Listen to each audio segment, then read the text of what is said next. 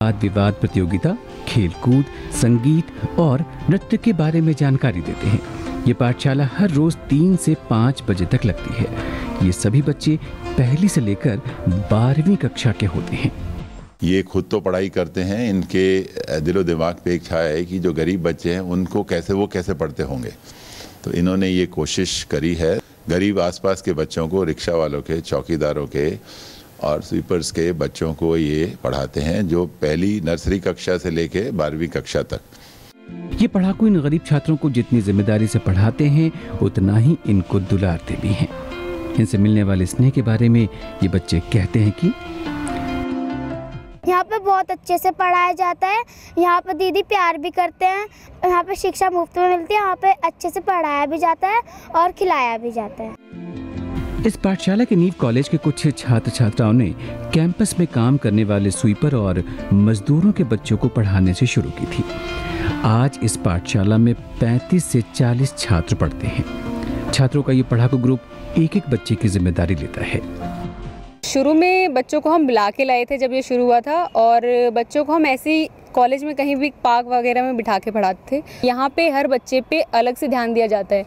एक वॉलंटियर एक ही बच्चे पे ध्यान देता है, एक ही को पढ़ाता है। आज के इस भौतिकवादी युग में जहाँ युवाओं को अपने आप से फुर्सत नहीं है, ऐसे में इन शिक्षा प्रहरियों का यह कदम किसी उम्मीद से कम नहीं।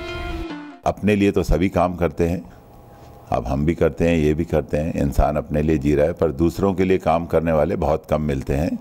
इस पाठशाला में जहां इन गरीब बच्चों के जीवन में बदलाव की बयार बह रही है, वहीं यह कदम आने वाली पीढ़ी के लिए एक सीख भी है। ब्यूरो रिपोर्ट के साथ रवि यादव, शुभ समाचार।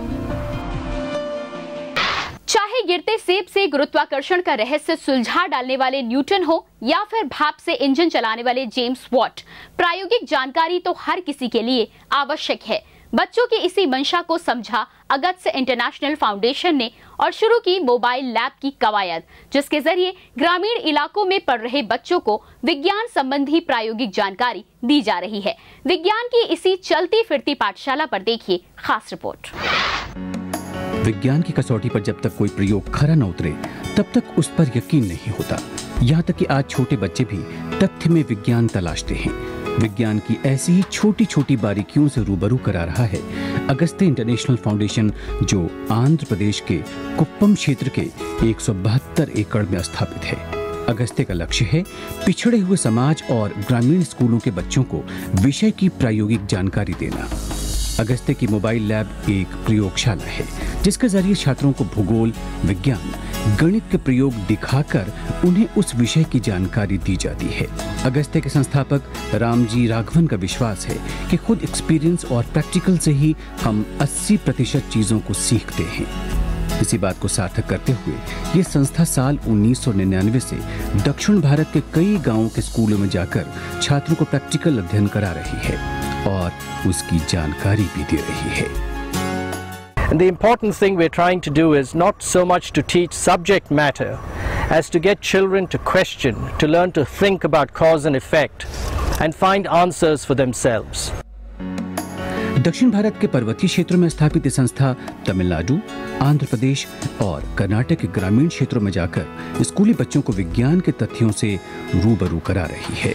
आज अगस्त्य के पास लगभग 50 मोबाइल लैब हैं, जिनकी मदद से हर साल लाखों बच्चों को प्रायोगिक शिक्षा का अध्ययन कराया जा रहा है। ब्यूरो रिपोर्ट, शुभ समाचार।